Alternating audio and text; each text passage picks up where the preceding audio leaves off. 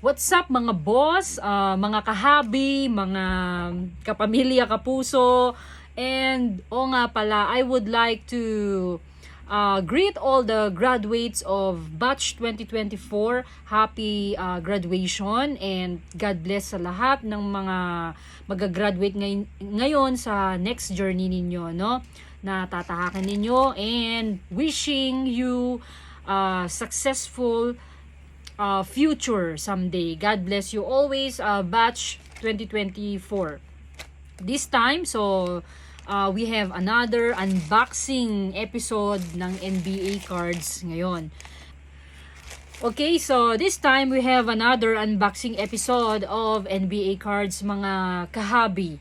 Okay, so gusto ko nga palang mag-shout out kay Tito Jeffrey. So ito yung kay Tito Jeffrey ako unang-unang bumili ng NBA cards na yung mga player is mga talagang present, So, yung NBA cards kasi, kwento ko lang, nag-start akong nangolekta noon nung naghahanap ako sa isang page ng isang vintage toys, tapos may nakita ako na benta niya na mga vintage cards din. Sina BJ Armstrong, Dikembe Mutombo, sina Lawrence Moten, tsaka sina Sean Kemp noon yung mga binili ko sa kanya. Until na bumili ako ng mga latest talaga na mga players sa NBA. At kay Tito Jeffrey po ako bumili noon, So shout out sa iyo, Tito Jeffrey. Okay, so talagang naaaliw at na-excite ako lagi every time na bumibili ako ng mga repacks po sa iyo, So ayan po. So buksan na po natin itong NBA cards. So simulan na natin. Okay, so guys, ito na yung mga NBA cards na nabili ko kay Tito Jeffrey, So sulit talaga. Sulit talaga itong nabili ko sa kanya. So first is I have Russell Westbrooks from Lakers. Okay, next is I have pangalan nito.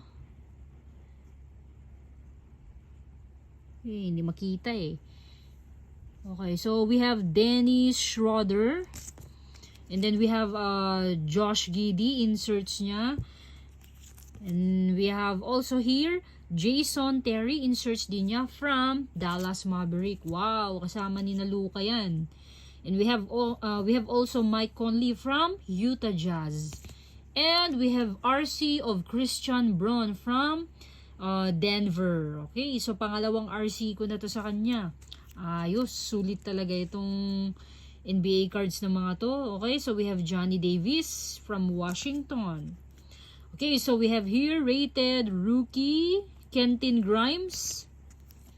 Okay, so we have Jay Crowder. Okay, so we have optic cards of him. Okay, so we have a mosaic card of Jusuf Nurkic. We have Kelly Oubre prism card from 76ers kasama ni na Tyrese Maxey.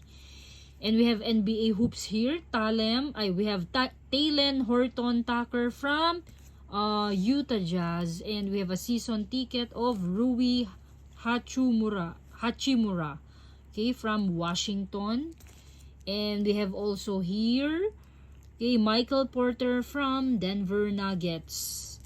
And we have Elfrid Payton from New York Knicks. Tama ba? New York Knicks ba to? Oh, New York Knicks. And we have also Jalen Bronson. Okay, wow. So may Jalen Bronson na rin ako Alright. At ang binili ko din sa kanya na isa sa mga naka-top loader si Patrick Williams. This is the NBA debut.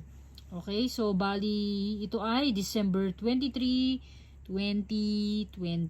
Okay, and siya, RC. Okay, so guys, ito lahat yung mga cards na nabili ko kay Tito Jeffrey. Sulit talaga. Okay, very sulit talaga yung mga repacks niya. Nakaka-excite talagang magbukas. Okay, pagka nakakakita ka ng or nagbubukas ka ng parcel ng laman ay NBA cards. And I have also card of Pat Will here. So guys, hanggang dito na lang muna tayo. So, sa susunod na naman na episode tayo ng unboxing of NBA cards. So, God bless!